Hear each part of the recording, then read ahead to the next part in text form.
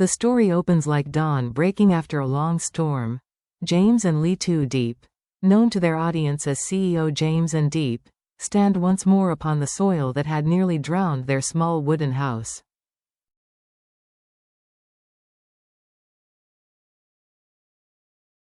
Around them, the earth smells of rain and renewal. What was once chaos has quieted into calm.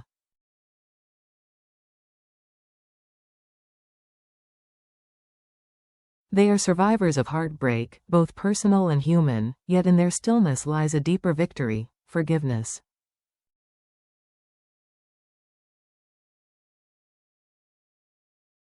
John, once the man who betrayed them, who nearly cost Diep her life, has returned.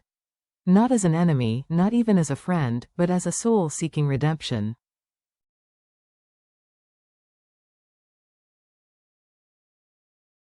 Where vengeance might have grown, compassion has instead taken root. Diep's words, whispered amid the scent of wet soil, carry both grace and wisdom. See, no matter how fierce the storm, the sun always returns.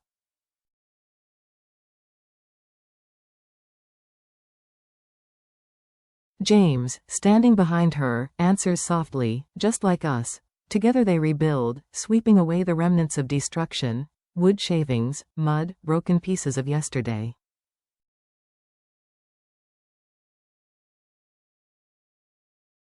When Diep hangs her painting by the window, a portrait of them standing hand in hand, James calls it their true beginning.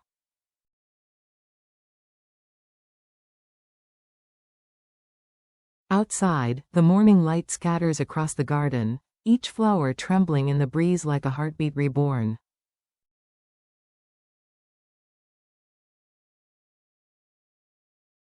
The quiet morning of regret. Far from their home, John wakes beneath a flickering sky.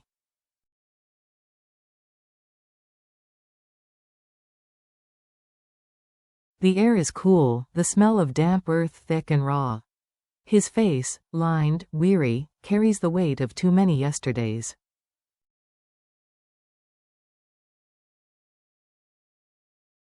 He opens the wooden door, its hinges groaning like old guilt, and steps into the yard.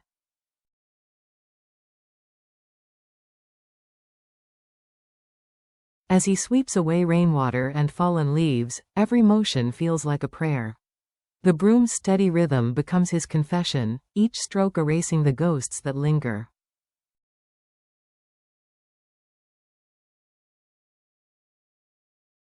The sun climbs slowly above the bamboo grove, gilding his face in a glow that feels like mercy.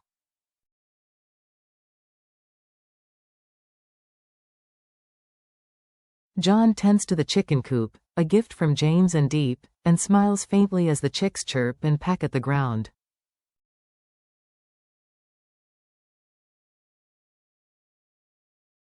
The simple act of feeding them feels holy. He whispers into the morning, "Once I lived only for myself."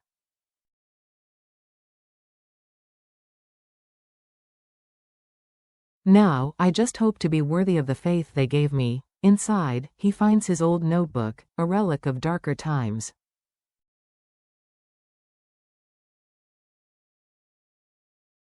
Between the smudged lines are words of sorrow, written by a man lost to his own mistakes.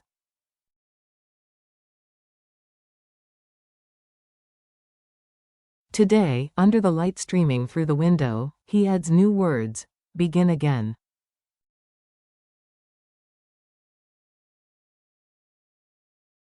A village bathed in gold. Evening descends like a sigh. The school bell rings in the distance, releasing a flood of children down the narrow dirt path.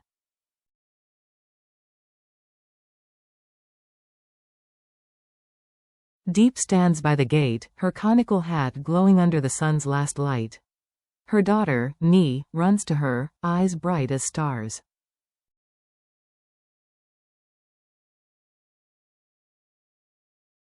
"Mom, my teacher praised me today," she chirps. Diep kneels, embracing her child, the scent of sunlight in the girl's hair.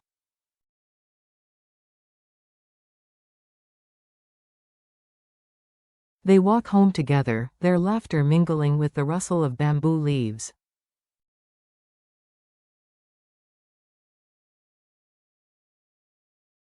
The fields shimmer gold with ripening rice, and for a moment, peace feels eternal.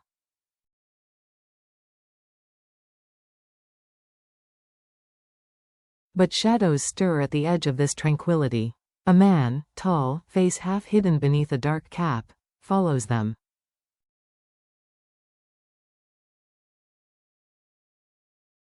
His footsteps are slow, deliberate, heavy with intent. Diep does not notice. The breeze carries only Nee's laughter and the hum of cicadas.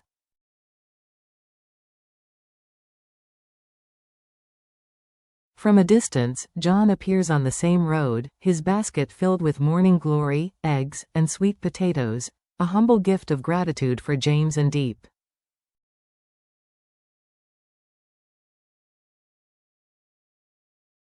He spots the stranger and feels unease creep through him like a chill wind.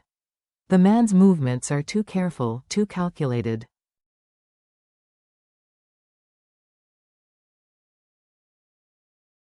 When John sees the stranger's hand slip into his pocket, something inside him snaps.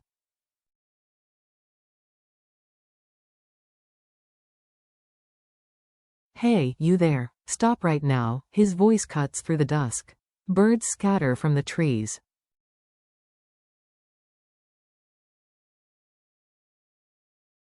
The man hesitates, startled, then bolts toward the fields. John drops his basket and gives chase, the world narrowing to the sound of pounding footsteps.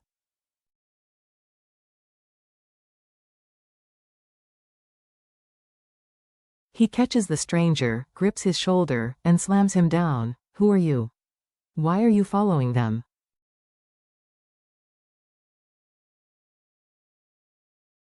The man stammers an excuse, lies, but John's stare remains unflinching. When the stranger finally breaks free and vanishes into the bamboo grove, John stands panting in the crimson light, whispering to the wind, "If you come near them again, you'll answer to me."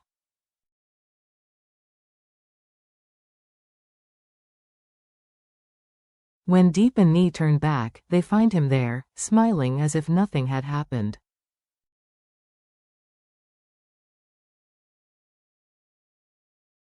He simply hands over the basket.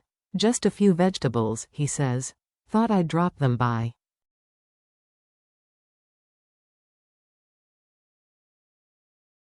Diep invites him in for tea, her voice warm, unaware of the danger he's just deflected.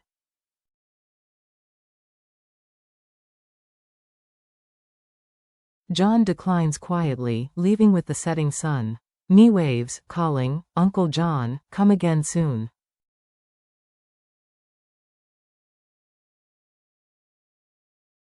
He smiles, a soft, wordless smile. No one knows that a few minutes earlier, he saved their lives.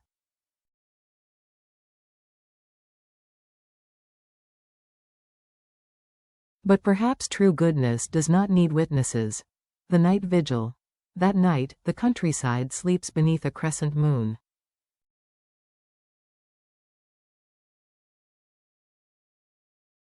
In John's house, an oil lamp flickers, painting his silhouette against the wall. He writes in his notebook.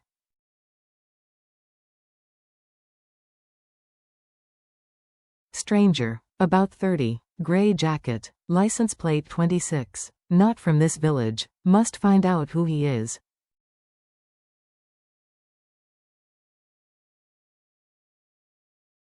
The flame wavers. Wind murmurs through the cracks of the wall.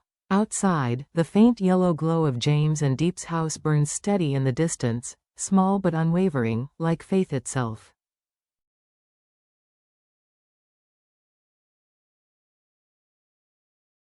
John whispers to the night, "They once saved me. Now I'll protect them, even if they never know."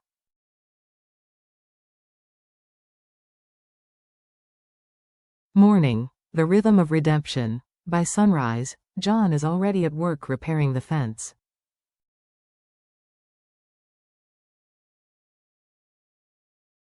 James steps outside with a cup of coffee, amused. "You've been up early every day, John."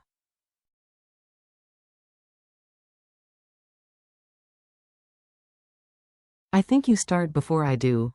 John wipes his brow, smiling humbly. Having work to do, that's a blessing, sir.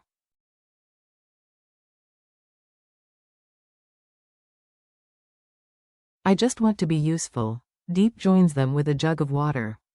Thank you, John. Without you, we'd never have finished the repairs.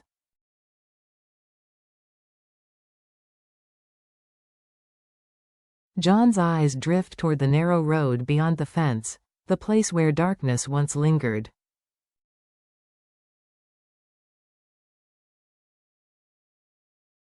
His grip on the hammer tightens, but his voice remains calm. It's peaceful here, he says quietly.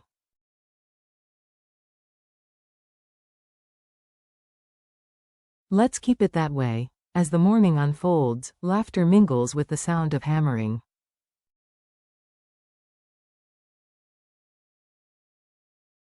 Each strike of metal against wood feels like a heartbeat, rebuilding not just fences but faith itself.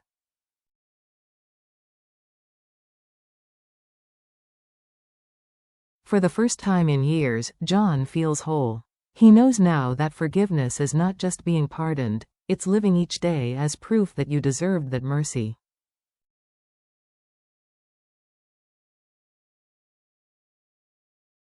Above the village, clouds drift apart. Sunlight pours down like a blessing. And amid the golden fields, a once lost man stands guard over the peace he helped restore, his heart finally at rest.